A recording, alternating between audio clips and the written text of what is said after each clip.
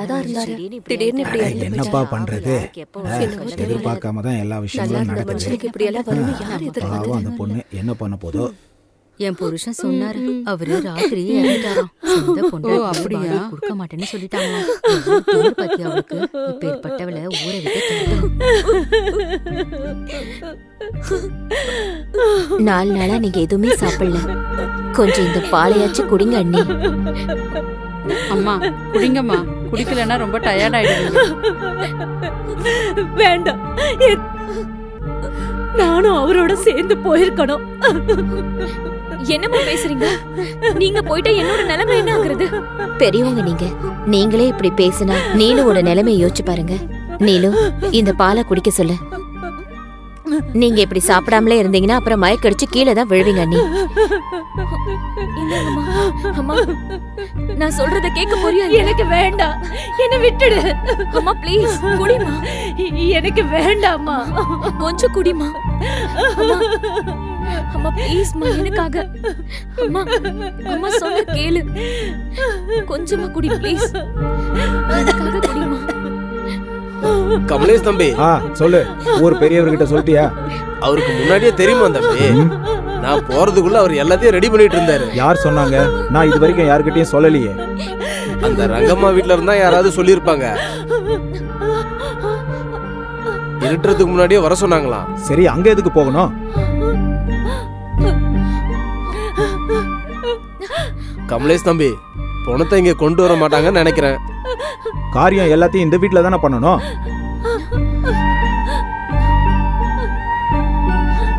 ஆள் அனுப்பியிருக்க. அப்பாவோட பாடி எங்க கொண்டு வரேன்னு சொன்னீங்கல்ல? அதான் அங்க சூழ்நிலை எப்படி இருக்குன்னு தெரிஞ்சிட்டு வர சொல்லி நான் ஆளுங்களை அனுப்புனேன். கமலேஷ் தம்பி, என்னடா அதுக்குள்ள வந்துட்ட? அங்க போகலையா? பணத்துக்கு எல்லா காரியமும் அந்த வீட்டுல தான் பண்றாங்க. நீ என்ன சொல்ற?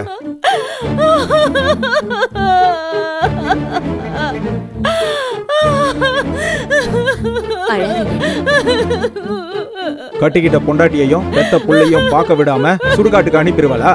அந்த ரங்கம்மா என்ன நினைச்சுக்கிட்டு இருக்கா? இது என்ன அநியாயம்? இது என்ன ஊரா இல்ல காடா?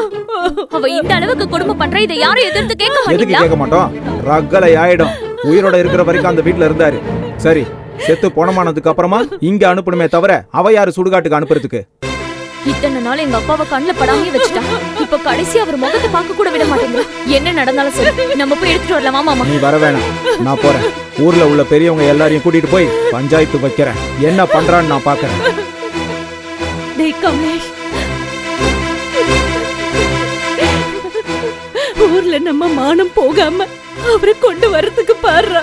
நீங்க ஒரு ஆளா போகாதீங்க, உங்க கூட ஒரு 5 பேரை கூட்டிட்டு போங்க, சரியா? நீ ஒருத்தி வாய மூடு. இவ்வளவு தூரம் நடந்ததுக்கு அப்புறம் மானத்தை பத்தி பேசிட்டு இருக்கியாக்கா? செத்ததுக்கு அப்புறம் பணத்தை கூட கொடுக்க மாட்டேங்கிறா. இப்ப மானத்தை பத்தி பேசிட்டு இருக்க. இப்ப நான் போலீஸ் ஸ்டேஷன்ல போய் கம்ப்ளைண்ட் கொடுத்தா அவளே பணத்தை கொண்டு வந்து இங்க ஒப்படைச்சிருப்பா. இந்த ரகல தான் வேண்டாங்கிறது. நீ அங்க போய் எந்த பிரச்சனையும் பண்ணாம நீ அவரை இங்க கொண்டு வரணும், அவ்வளவுதான்.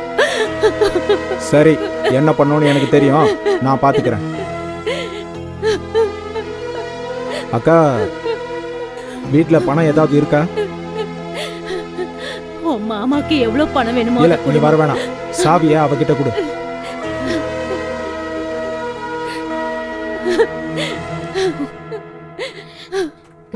நீங்கடி வர அத்த கூடயே உட்காரு. போய் உட்காரு, போ உட்காரு.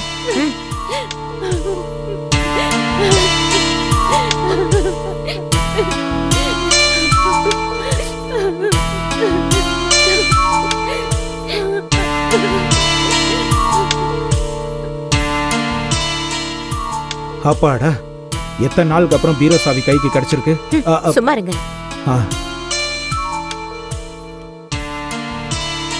முதல்ல உங்களுக்கு எவ்வளவு வேணும்னு சொல்லுங்க, அன்னைக்கு கணக்கு சொல்லுங்க. அத்தனை கட்டு பீரோல இருக்குல்ல, அக்கா என்ன பண்ண போறா? ஒரு 5 கட்டு எடுத்து போ. உனக்கு காசு மாலை செஞ்சு தரேன்டி.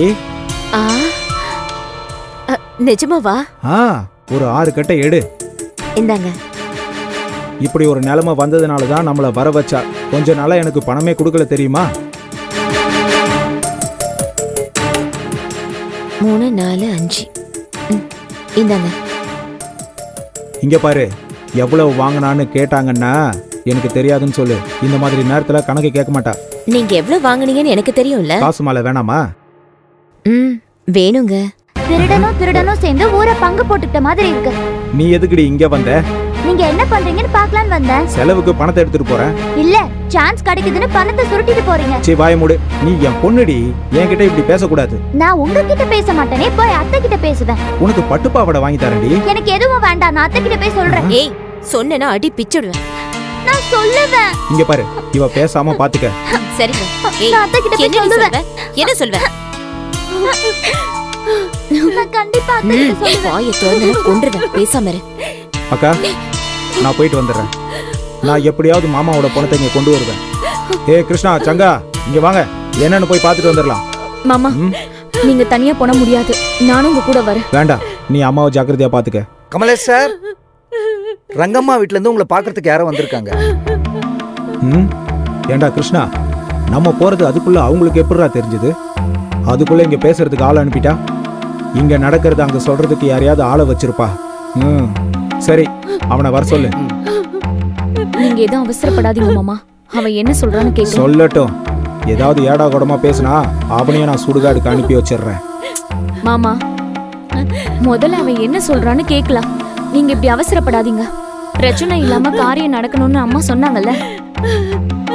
கமலேஷ் சார், லட்சுமிபதியுடைய காரியம் அந்த அம்மா வீட்டுல தான் பண்றாங்க. அந்த பையன் தான் கொல்லி வைக்கிறானா. நீங்களும் உங்க அக்கா அவங்க பொண்ணு வந்து ஒரு தடவை பார்த்துட்டு போனீங்கன்னா மத்த காரியத்தெல்லாம் முடிச்சிடலான்னு சொல்லிட்டு வர சொன்னாங்க. அவன் யாரா இவருக்கு காரியம் பண்றதுக்கு? வாய மூடு, நான் பேசிட்டு இருக்கேன்ல. ஏண்டா, அந்த ரங்கம்மா என்ன சொந்த பொண்டாட்டின்னு நினைச்சிட்டு இருக்காளா காரியம் பண்ண? அவன் என்ன சொந்த மகனா கொல்லி வைக்கிறதுக்கு?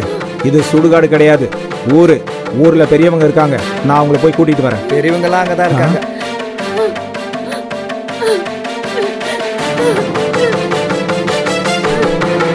நீங்க எல்லாம் ஒரு தடவை வந்து பார்த்துட்டு போனீங்கன்னா எங்க காரியத்தை ஆரம்பிச்சிருவோம் தம்பி. என் அக்கா அந்த வீட்டுக்கு வரணுமாடா? என்ன வார்த்தை சொன்ன? அதை சொல்றதுக்கு உனக்கு எவ்வளவு தைரியம்? என்ன ஏங்க அடிக்கிறீங்க? அவங்க சொல்ல சொன்னாங்க, நான் வந்து சொல்றேன். என் வேலை முடிஞ்சது, நான் கிளம்புறேன். மாமா, இந்த மாதிரி அசிங்கம் எந்த ஊர்லயும் நடக்காது. அப்பா உயிரோட இருக்கும்போது அம்மா அவ்வளவு அசிங்கப்பட்டாங்க. அப்பா இறந்ததுக்கு அப்புறமும் அம்மா இனிமேல் அவமானம் படவே கூடாது. மாமா பணத்தை நான் எடுத்துட்டு வரேன். அப்படி எடுத்துட்டு வரலன்னா நானும் அங்கேயே செத்து மாமா பணத்தோட அப்படியே போயிடுறேன். ஏய் வாங்கடா.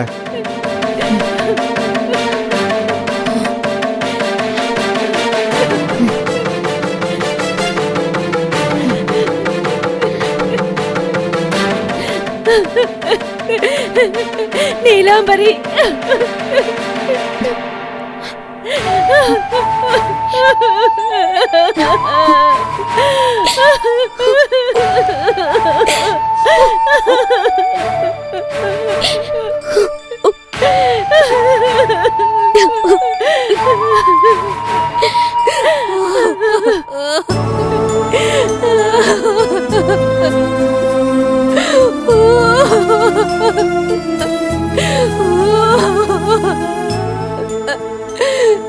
அழாத ரங்கம்மா, அழாத. ஏன் அழுத? உன்னால என்னதான் செய்ய முடியும்? நீ பண்ண வேண்டியதை பண்ணிட்ட, ஆகிற காரியத்தையும் நடத்திட்ட. அழாதம்மா. நீ நல்லா ஸ்ட்ராங்கா கட்டுறா. கட்டுறேன்.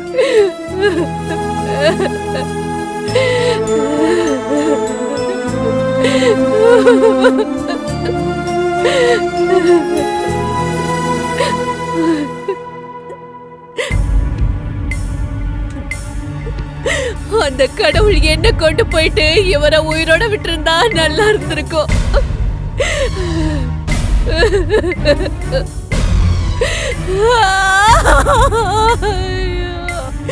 ஐயோ, பின்ன போனாலும் எல்லாரும் ஒரு தடவை போய் தானே ஆகணும் ரங்கம்மா. என் மேல இருக்கிற கோவத்தை என் புருஷன் மேல காமிக்கிறாங்க அவங்க எல்லாரும். என் கூட இருக்கிறாருன்ற காரணத்துக்காக ராத்திரி இறந்த மனுஷனை இப்ப வரைக்கும் அந்த வீட்டுல இருந்து ஒருத்தர் கூட எட்டி பார்க்கல. அந்த அளவுக்கு கேவலமா போயிட்டாரு என் புருஷன். ஐயோ,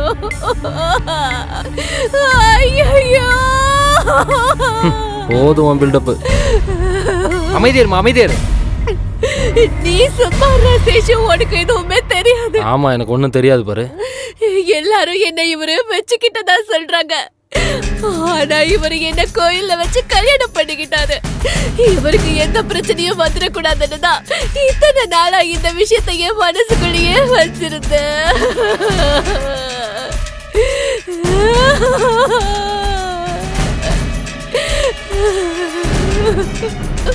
அம்மா என்னாச்சு? வரங்களா அக்காவும் அக்கா நீங்க பொண்ணும்? சொன்ன மாதிரியே சொன்னம்மா. ஆனா கமலேஷ் தம்பி தவட மேலேயே அடிச்சிட்டாருமா. அடிச்சானா? ஆமாம்மா. உள்ளவா?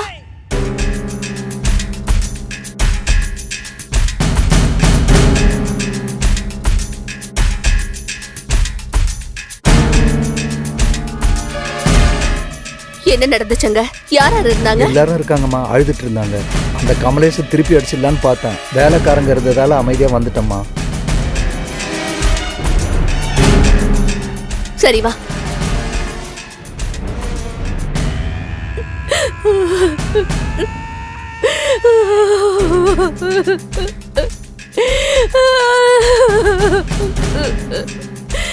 இவருக்கு சொந்த பந்தம்னு இத்தனை பேர் இருந்தும் கூட இன்னைக்கு என் புருஷன் இப்படி அனாதையா இருக்கிறாரே. ஊர் பெரியவங்க நீங்க தான் இனிமே எனக்கு தானே. நீங்க தான் இவருக்காக என் கூட இருந்த அவரோட இறுதி மரியாதையை முடிச்சு வைக்கணும். ஐயோ, யார் வந்தா என்ன வராட்டினா காரியம் நின்னா போகுது. பாடி எப்படியே வச்சுக்கிற முடியுமா? நீ கவலைப்படாத ரங்கம்மா. உன் புருஷனை கூட இருந்து நாங்க பாத்துக்கிறோம்.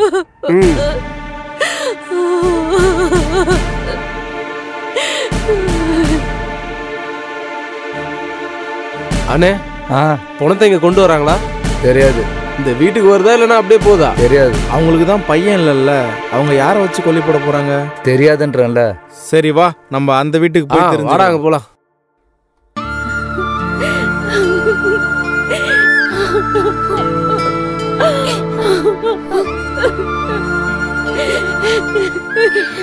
அந்த கடவுளும் தலை மேல கல்ல தூக்கி போட்டுட்டாரு லட்சுமி.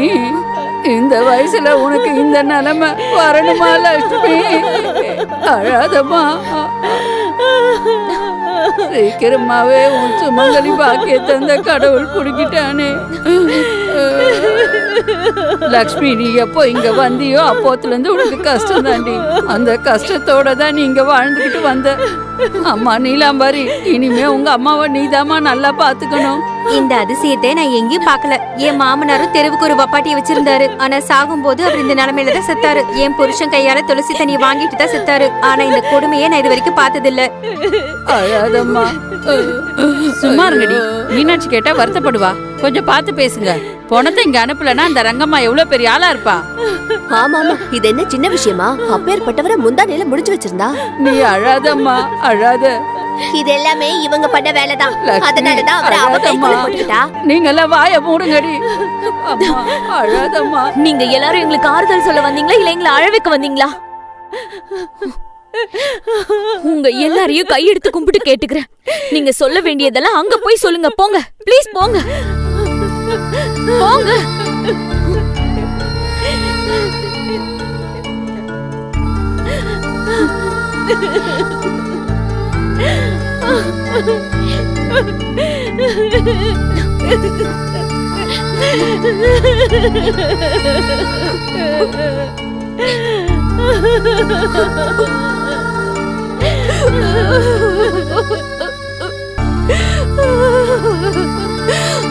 வந்துட்டியா தம்பி?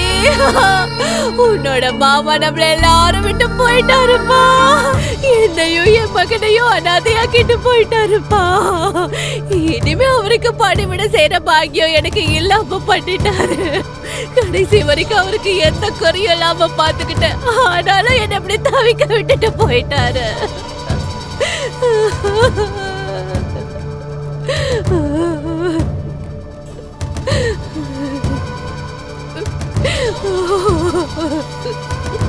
நீயாவது இங்க வந்து பாத்தியப்பா. அம்மா அக்காவும் நிலாவும் எங்க பின்னாடி வராங்க. அவங்க எதுக்கு வருவாங்க? கடைசியா ஒரு முறை வந்து இவரோட முகத்தை பார்த்துட்டு போகட்டும்னு தான் கேட்டேன். ஒழுக்கமான பொம்பளைங்க ஒழுக்கம் கேட்டவங்க வீட்டுக்கு வரமாட்டாங்க. இந்த வீடு ஒழுக்கம் கெட்ட வீடா? இந்த மகாராஜா வாழ்ந்த வீடு ஒழுக்கம் கெட்ட வீடா? என் சொந்த அக்காவை விட நான் உங்க அக்காவை அப்படி பாத்துக்கிட்டேன்.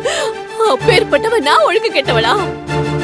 உங்க அக்காக்கு இவ்வளவு கேவலமான புத்தி இருக்கிறதுனாலதான் கடைசியா ஒரு முறை அவங்கள பாருங்கன்னு சொன்னதுக்கு வேணான்னு சொல்லிட்டாரு. என் பையன் துளசி தீர்த்த ஊத்துன உடனே நிம்மதியா இறந்துட்டாரு. ரொம்ப ஓவரா தான் நாடகம் ஆடுற. அழாதடா. நீ அவரை எந்த அளவுக்கு கவனிச்சுக்கிட்டேனே எனக்கும் தெரியும், உனக்கும் தெரியும். ஒழுக்கம் கெட்டவங்களுக்கு எப்படி தெரியும்? தங்கம்மா கொஞ்சம் மரியாதையா பேசு. நான் ஒன்னும் ஒழுக்கம் கெட்டவன் கிடையாது. நான் லக்ஷ்மி பத்தியோட மச்சான். இறந்தது என் அக்கா புருஷன். அதுக்குதான் கடைசியா ஒரு முறை பாத்துட்டு போ சொன்னது. எங்க உங்க அக்கா வரலையா? தாலி கட்டின புருஷனை பாக்குறதுக்கே அவ வரல, நீயாவது வந்தியே, சந்தோஷம். அந்த மாலையை எடுத்து உன் மாமாவுக்கு போட்டுட்டு நீ கிளம்பி போ. நான் கிளம்ப மாட்டேன். நான் இந்த பணத்தை எடுத்துட்டு போறதுக்காக வந்திருக்கேன்.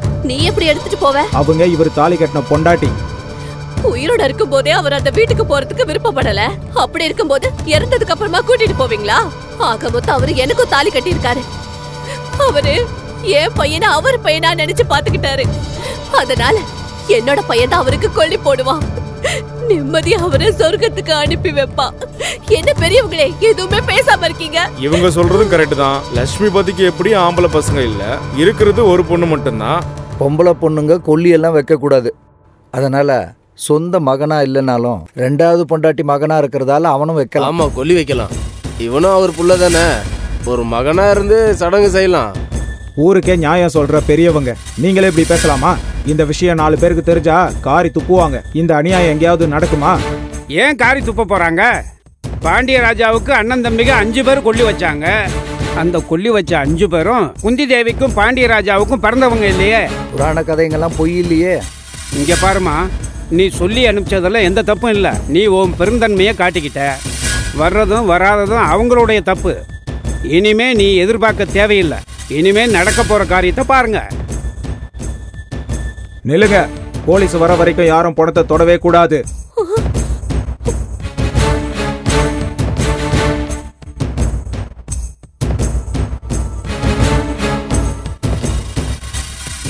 போலீஸா?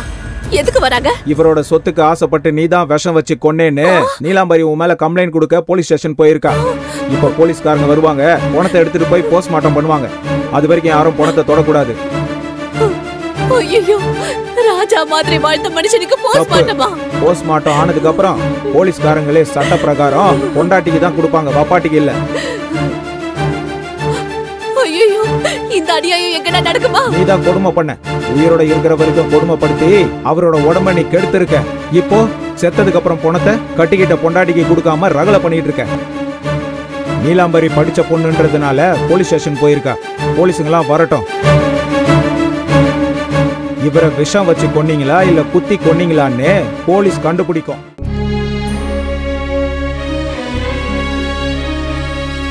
தமிழ் தாயின் மடியில் தமிழ்கின்